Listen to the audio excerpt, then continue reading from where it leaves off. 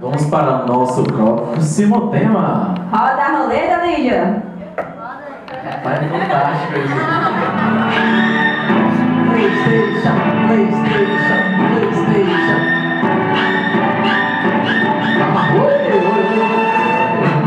Roda a roleta, Silvio, roda a roleta. Vícios. Mas o que para mim era lucro, passei a considerar perda por causa de Cristo. Filipenses, capítulo 3, versículo 7. Olha, ó, fica de pé. Fica de pé, jovem. Qual o seu nome? Vícios. Meu nome é. Meu nome. Esqueceu o seu nome, jovem? Ô louco, meu! Calma, respira. Banana, banana, banana, banana.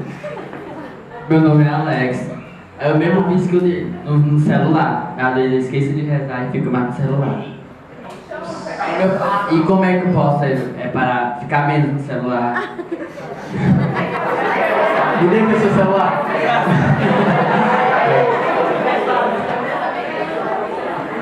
Então, pessoal, vamos falar um pouco sobre isso, que é algo muito sério, a gente ri, certo? Mas é algo muito sério, né? Primeiramente, o que é que se caracteriza um vício? O vício são manias, costumes, práticas que primeiramente roubam o nosso tempo, certo? Muitas vezes, isso geralmente, quase todos nós, não sabemos administrar bem o nosso tempo e acabamos usando ele muito mal, né? Isso causa um estrago muito grande na nossa vida, porque quando nós vamos perceber daqui mais na frente, depois de alguns anos, nós deixamos muitas vezes de ter um emprego melhor porque não estudamos, porque estávamos ocupados com outras coisas.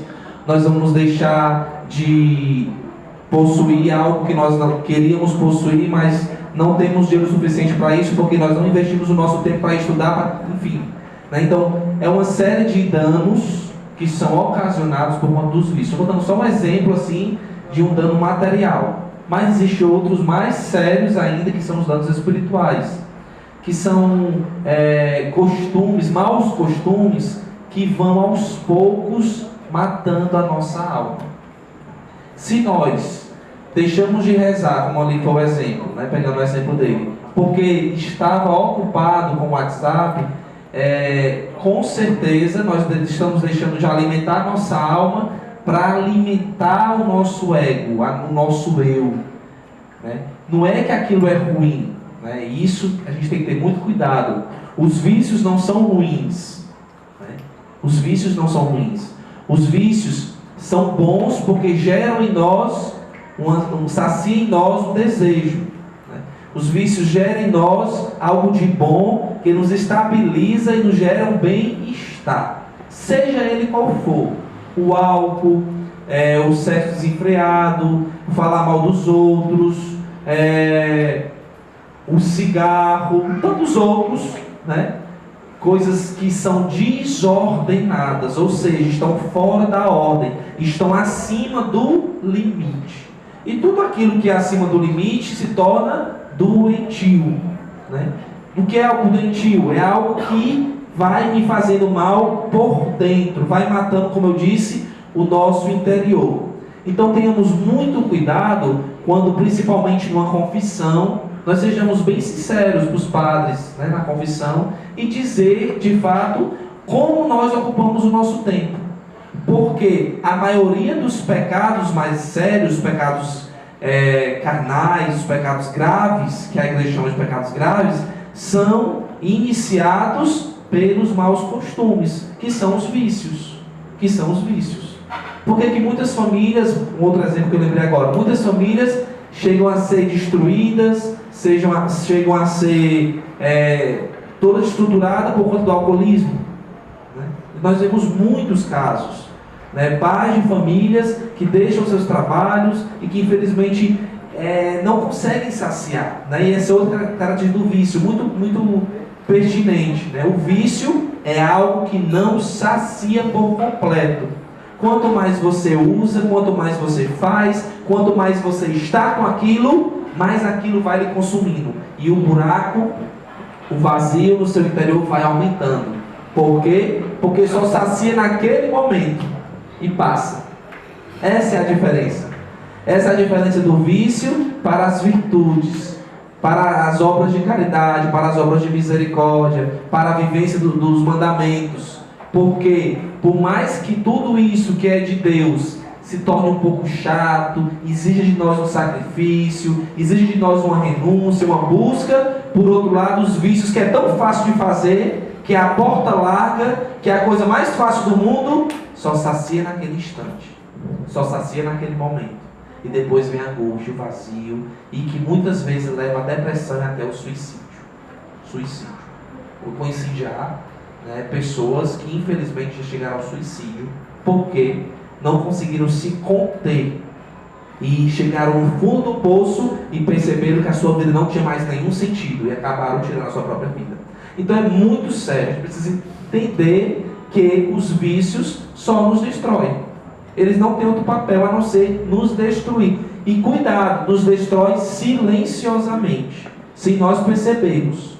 E quando às vezes nós vamos abrir os olhos, nós já estamos no fundo do poço. Por isso que nós precisamos de uma direção espiritual, nós precisamos nos abrir para o nosso coordenador do grupo de oração, nós precisamos de acompanhamentos, porque muitas vezes sozinhos nós não conseguimos enxergar, nós não conseguimos perceber o que em nós é vício. Por isso que nós precisamos de um acompanhamento, de alguém mais experiente, que nos acompanhe, que reze por nós e que nos ajude a enxergar tudo aquilo que nos rouba de Deus. Palmas.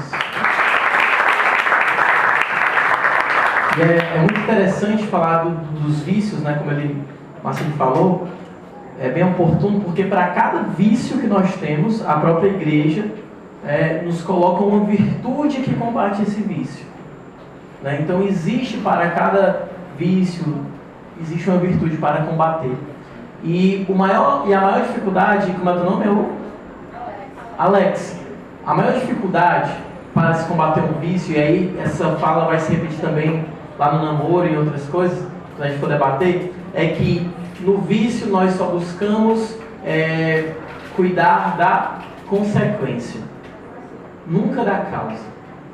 Então você por muitas vezes, poxa vida, e agora? Estou desse jeito na minha sexualidade. Poxa vida, e agora? Estou desse jeito incontrolável agora com o WhatsApp. O que eu faço? Então nós procuramos sempre cuidar da consequência e esquecemos da causa. O que te levou a entrar naquele vício?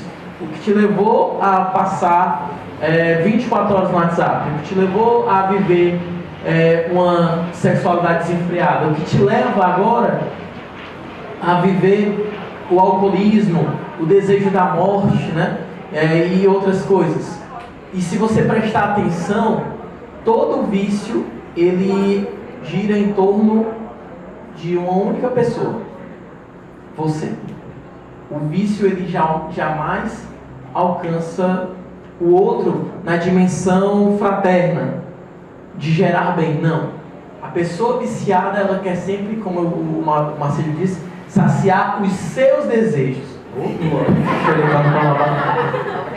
Então assim, tá vendo Deus, né?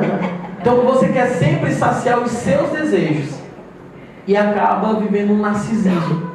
O eu, e se afoga nos seus desejos, né?